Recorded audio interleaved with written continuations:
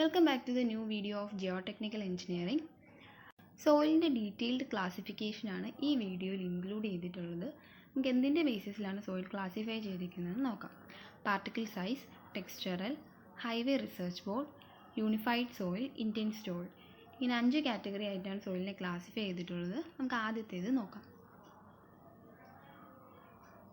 Particle size. ഇതിന് മുമ്പുള്ള വീഡിയോയിൽ പാർട്ടിക്കിൾ സൈസിനെ കുറിച്ച് പറഞ്ഞിട്ടുണ്ടായിരുന്നു. നമുക്കത് ഡീറ്റെയിൽ ആയിട്ട് ഇപ്പോൾ നോക്കാം. പാർട്ടിക്കിൾ സൈസിൻ്റെ ബേസിസിൽ സോയിലിനെ 6 ആയിട്ട് ഡിവൈഡ് ചെയ്തിട്ടുണ്ട്. ഗ്രേറ്റർ ദാൻ 300 mm ആണെങ്കിൽ അത് ബോൾഡർ എന്ന് പറയും. അതുപോലെ 300 to 80 mm ആണെങ്കിൽ അത് കോബിൾ, 4.75 to 80 mm ആണെങ്കിൽ അത് ഗ്രേവൽ, 0.075 mm അതായത് 75 മൈക്രോൺ ടു 4.75 mm ആണെങ്കിൽ അത് സാൻഡാണ്. അതുപോലെ 0.002 മുതൽ 0.075 വരെ അതിനിടയ്ക്ക് വരുന്നതിനെയാണ് സിൽട്ട് എന്ന് പറയുന്നത്. ലെസ് ദാൻ 0.002 mm ആണെങ്കിൽ അത് ക്ലേ ആയിരിക്കും. ഗ്രേവലിനെ ഫൈൻ ഗ്രെയിൻഡ് ആയിട്ടും കോസ് ഗ്രെയിൻഡ് ആയിട്ടും ഡിവൈഡ് ചെയ്തിട്ടുണ്ട്.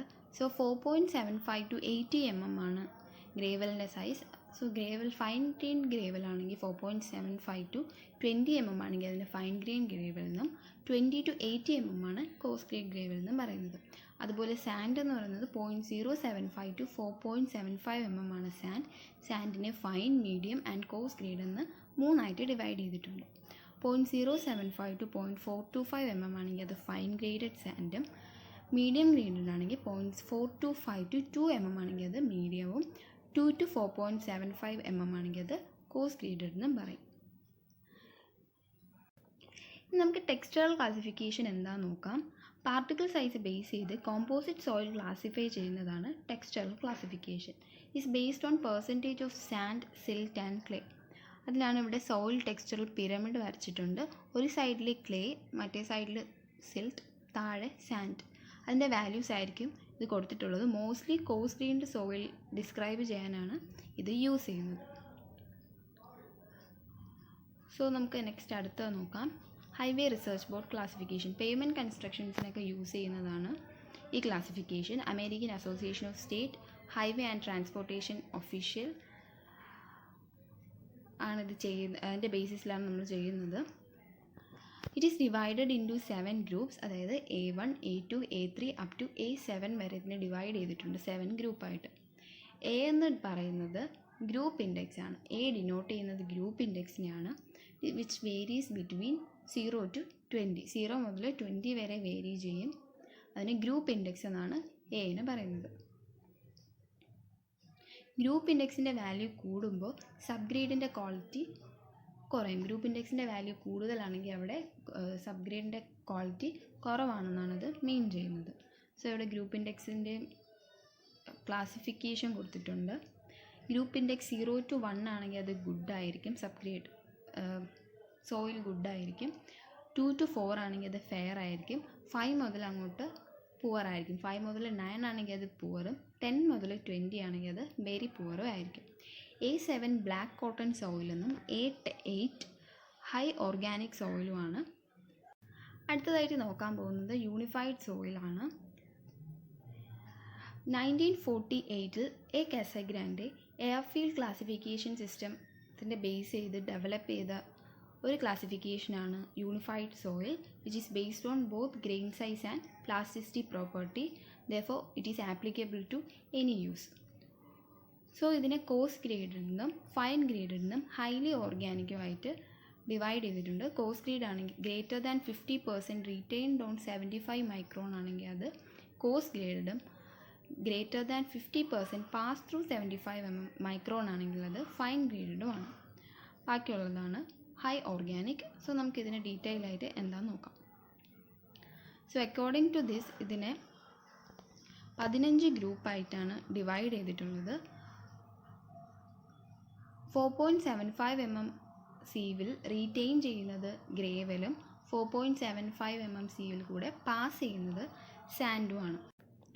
കോസ് ഗ്രേഡ് സോയിൽ ഗ്രൂപ്പ് ചെയ്തത് എങ്ങനെയാണെന്ന് നോക്കാം.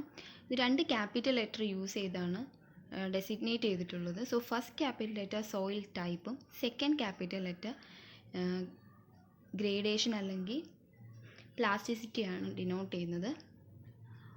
സോ ജി എന്ന് പറയുന്നതാണ് ഗ്രേവൽ. ഗ്രേവലാണ് ജി.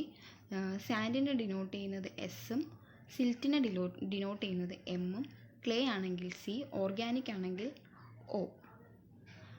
അതുപോലെ വെൽ ഗ്രേഡഡ് ആണെങ്കിൽ ഡബ്ല്യു, പുവർലി ഗ്രേഡഡ് ആണെങ്കിൽ ക്യാപിറ്റൽ ലെറ്റർ പി, സിൽറ്റി ആണെങ്കിൽ എം, ക്ലേ ആണെങ്കിൽ സി തന്നെയാണ്.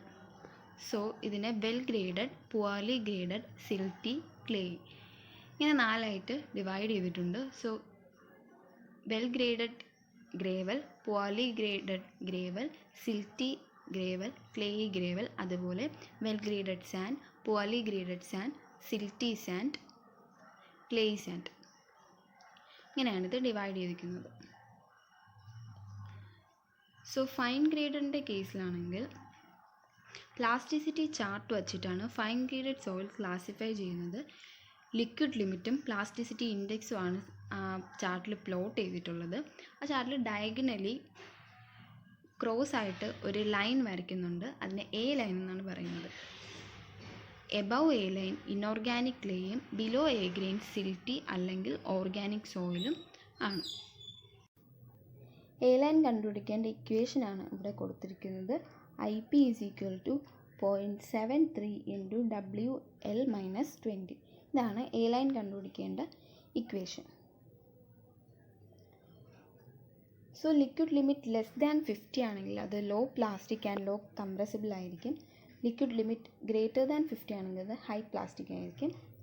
ലിക്വിഡ് ലിമിറ്റ് ലെസ് ദാൻ 50 ആകുമ്പോൾ inorganic silt of low plasticity ആണെങ്കിൽ അതിനെ ML എന്നായിരിക്കും ഡിനോട്ട് ചെയ്യുന്നത്.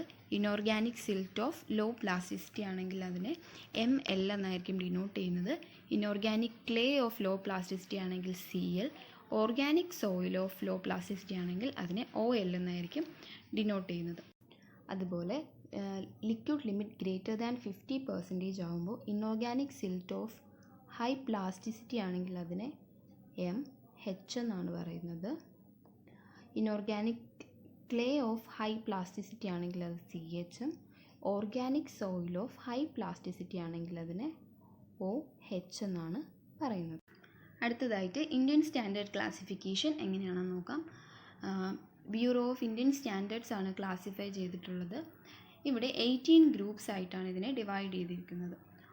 കോഴ്സ് ഗ്രേഡഡിന് 8 ഗ്രൂപ്പും ഫൈൻ ഗ്രേഡഡിന് 9 ഗ്രൂപ്പും ഹൈലി ഓർഗാനിക്കിന് 1 ആയിട്ടാണ് ക്ലാസിഫൈ ചെയ്തിട്ടുള്ളത്. സോ ലെസ് ദാൻ 35% ആണെങ്കിൽ അത് ലോ പ്ലാസ്റ്റിക്കും ആയിരിക്കും. 35 to 50% ആണെങ്കിൽ അത് മീഡിയം പ്ലാസ്റ്റിക്കും. ഗ്രേറ്റർ ദാൻ 50% ആണെങ്കിൽ അത് ഹൈ പ്ലാസ്റ്റിക്കും ആയിരിക്കും. ഹൈലി ഓർഗാനിക് ആകുമ്പോൾ അത് അവിടെ water limit, liquid limit 35 to 50% ആയിരിക്കും. സോ കോഴ്സ് ഗ്രേഡഡിനെ ഗ്രേവൽ എന്നും സാൻഡെന്നും ക്ലാസിഫൈ ചെയ്തിട്ടുണ്ട്.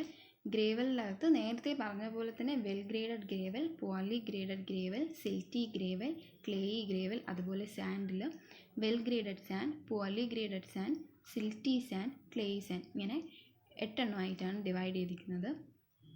Fine grained soil, silt, clay, organic ആയിട്ടാണ് ഫൈൻ ഗ്രെയിൻഡ് സോയിൽ ഡിവൈഡ് ചെയ്തിരിക്കുന്നത്. സിൽറ്റ് എന്ന് പറയുമ്പോൾ അവിടെ low compressible silt, intermediate compressible silt, high compressible silt, അതുപോലെ clay, low compressibility clay, high compressibility clay, അതുപോലെ intermediate compressible clay. അതുപോലെ സിൽറ്റിൻ്റെ case ആണെങ്കിൽ low compressible organic silt, ഓർഗാനിക്കിൻ്റെ ബേസിസിൽ low compressible organic, intermediate compressible organic, അതുപോലെ ഹൈ കംപ്രസിബിൾ ഓർഗാനിക് ഇങ്ങനെയാണ് 9 എണ്ണം. Highly organic ആകുമ്പോൾ അതിനെ പീറ്റാണ് ഹൈലി ഓർഗാനിക്കിൻ്റെ അകത്ത് വരുന്നത്. Inorganic silt of medium compressibility MI എന്നാണ് ഡിനോട്ട് ചെയ്യുന്നത്. Inorganic clay of medium compressibility CI ആണ് ഡിനോട്ട് ചെയ്യുന്നത്. അതുപോലെ organic soil of medium compressibility OI ആണ് ഡിനോട്ട് ചെയ്യുന്നത്. ഇവിടെ I ഡിനോട്ട് ചെയ്യുന്നത് ഇൻ്റർമീഡിയറ്റ് ആണ്. നെക്സ്റ്റ് പെർമിയബിലിറ്റി എന്താണെന്ന് നോക്കാം. പെർമിയബിലിറ്റി എന്ന് പറഞ്ഞാൽ ഒരു സോയിൽ പ്രോപ്പർട്ടിയാണ്. It is a property of a soil to pass water through it, അല്ലെങ്കിൽ വാട്ടർ അല്ലെങ്കിൽ ഫ്ലൂയിഡ്സോ വാട്ടറോ അങ്ങനെ ഏതെങ്കിലും ഒരു ഫ്ലൂയിഡിനെ ആ സോയിൽ കൂടെ പാസ് ചെയ്യാനുള്ള അതിൻ്റെ പ്രോപ്പർട്ടീനെയാണ് പെർമിയബിലിറ്റി എന്ന് പറയുന്നത്.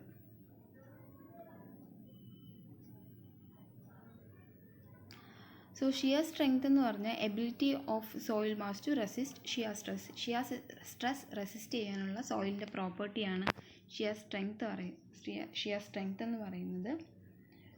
അതുപോലെ കംപ്രസിബിലിറ്റി, നമ്മൾ ലോഡ് ചെയ്യുമ്പോൾ നാച്ചുറൽ സോയിലിൽ ഡീഫോമേഷൻ സംഭവിക്കും. അപ്പോൾ ഈ ഡീഫോം ചെയ്യുമ്പോൾ അവിടെ വോളിയം റെഡ്യൂസ് ആവും. അതിനെയാണ് കംപ്രസിബിലിറ്റി എന്ന് പറയുന്നത്. സോ നമുക്ക് ഈ പ്രോപ്പർട്ടിയൊക്കെ ഇനി വരുന്ന വീഡിയോയിൽ ഡീറ്റെയിൽ ആയിട്ട് ഡിസ്കസ് ചെയ്യാം. Thank you.